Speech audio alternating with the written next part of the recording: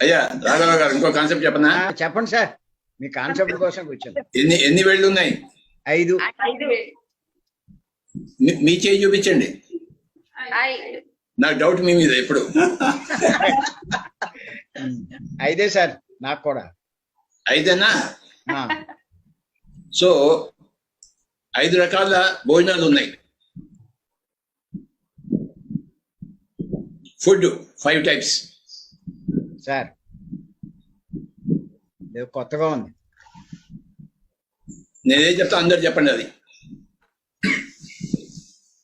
తమో భోజనం, భోజనం,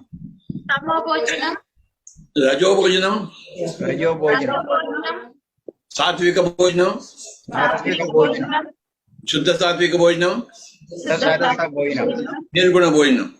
నిర్గుణ భోజనం. 5 రకాలు ఉన్నాయి భోజనాలు. సార్ ఎన్ని 5 చెప్పండి? తమో భోజనం, అవునా?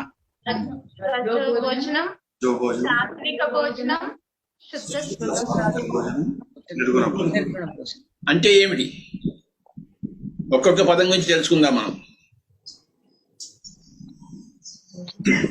తమో గుణంలో ఉండేవాళ్ళు వంట వండితే అది తింటే అది తమో భోజనం.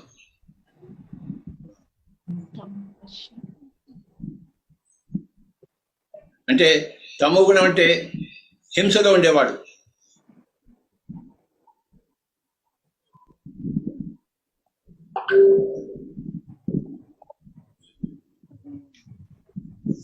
మాంసం తినేవాడు. ఆలుగడ్డ కూర వండినా ఆ ఆలుగడ్డ కూర తింటే నువ్వు తమ్మ భోజనం చేస్తున్నావు.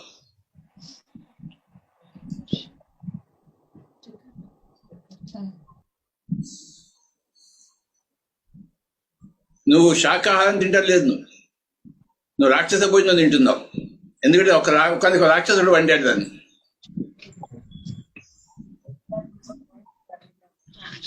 భోజనం ఎవరైతే వండుతాడో వాడిని బట్టి ఉంటుంది భోజనం. ఒకనొక రాక్షసుడు వండేది, నువ్వు నాన్ వెజిటేరియన్ హోటల్కి వెళ్ళి వెజిటేరియన్ పులావ్ తిన్నా అది వండినంతా నాన్ వెజిటేరియన్సే. అదంతా తమో భోజనం కింద వస్తుంది, రాక్షస భోజనం కింద వస్తుంది.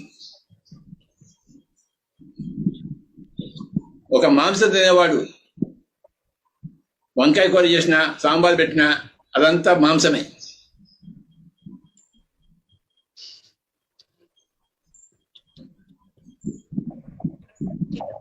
నేను వంకాయ కూర తిన్నాను స్వామీజీ అంటాడు, కానీ ఎవడు వంటాడు దాన్ని?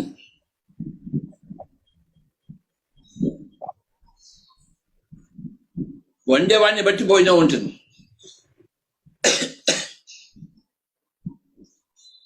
తర్వాత రజోగుణ భోజనం అంటే ఏమిటి? వాడు మాంసాహారి కాకపోవచ్చు, కానీ డబ్బు మనిషివాడు. ఎంతసేపు డబ్బే జీవితం అంటాడు వాడు. అలాంటి వాడు వండితే అది రజోగుణ భోజనం. అలాంటి వాడు వండింది తింటే, వాడు వండింది తింటే నీకు డబ్బు గురించి ఆలోచన వస్తుంది, ధ్యానం గురించి ఆలోచనలు రావు. ఎంతసేపు నువ్వు కూడా డబ్బు సంపాదిద్దామని చూస్తాడు. ఎందుకంటే నువ్వు అదే అన్నం తిన్నా కనుక. నువ్వు జైసా అన్న వైసా మన్. రాక్షస భోజనం తింటే అది సాంబార్ కానీ వంకాయ కూర కానీ నువ్వు రాక్షసుడే అవుతాడు. డబ్బున్నవాడు వంట తింటే నువ్వు డబ్బున్న వాడివే అవుతావు, నీకు ధ్యానం రాదు. నీకు అది రజోగుణ భోజనం. మూడవది ఏంటంటే సాత్విక భోజనం. ఎవడైతే రాక్షసుడు కాదో, ఎవరికైతే డబ్బు మీద ఆశ లేదో, పేరు పదవి మీద ఆశ లేదో, వాడు చక్కగా మంచిగా జీవిస్తాడో, ఒకటి సహాయం చేస్తూ డబ్బు మీద కాకుండా, వాడు వండితే అది సాత్విక భోజనం. వాడు వండింది నువ్వు తింటే అప్పుడు నీలో కూడా మంచి గుణాలు వస్తాయి. ఎందుకంటే సాత్విక భోజనం చేశావు నువ్వు. ఒకనొక మంచివాడు వండిన భోజనాన్ని నువ్వు తింటున్నావు, ఒకనొక సాత్వికుడు వండిన భోజనాన్ని తింటున్నావు నువ్వు. ఇకపోతే 4వ వాడు మొత్తం ఎన్ని వేళ్ళు ఉన్నాయి చెప్పండి. 5. ఫస్ట్ వాడేవాడు, తమోగుణం 2, రజోగుణ ప్రధానం 3, సాత్విక గుణం. 4, శుద్ధ సాత్వికం 5. నాలుగో వాడు ఎవడే అంటే శుద్ధ సాత్వికం వీడు రాక్షసుడు కాదు, వీడు డబ్బున్న మనిషి కాదు, వీడు మంచివాడు కాదు, వీడు ధ్యాని. వీడు మెడిటేషన్ చేస్తాడు, ఎప్పుడు శ్వాస మీద ధ్యాస పెడతాడు, మనసును కంట్రోల్ చేసుకున్నవాడు, మనసును నిర్మలం చేసుకున్నవాడు ధ్యానం ద్వారా. వీడు వంటితే ఆ భోజనం తినడం అనేది శుద్ధ సాత్విక భోజనం. వీడికి కూడా ధ్యానం వస్తుంది అలాంటి భోజనం తింటే, ఎందుకంటే అలాంటి వాడికి వంటాడు కనుక ఆ గుణం వీడికి వస్తుంది. వీడు ధ్యానం చేయడం మొదలు పెడతాడు. ఈ పొద్దు మిగిలిపోయింది నిర్గుణ భోజనం.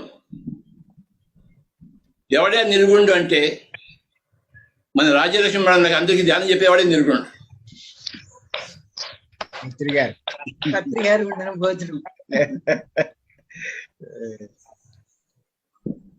ఒకనొక నిర్గుణుడు, ఒక బుద్ధుడు, ఒకనొక యేసు ప్రభు, ఒకనొక కబీరు, ఒకనొక సంత జ్ఞానేశ్వరుడు, అలాంటి వాళ్ళు వండితే తినే భోజనం చేసి తినే భోజనం అనేది అది నిర్గుణ భోజనం. అది ఎందుకంటే వాళ్ళు నిర్గుణుడు. వాళ్ళు నిర్గుణ వండిన భోజనం తింటే నువ్వు అది నిర్గుణ భోజనము, నీకు సులభంగా నిర్గుణత్వం వచ్చేస్తుంది. ఇదే కాన్సెప్ట్. ఎలా ఉంది? అనుభవం సార్. సూపర్. ఎలా ఉంది సార్? సూపర్.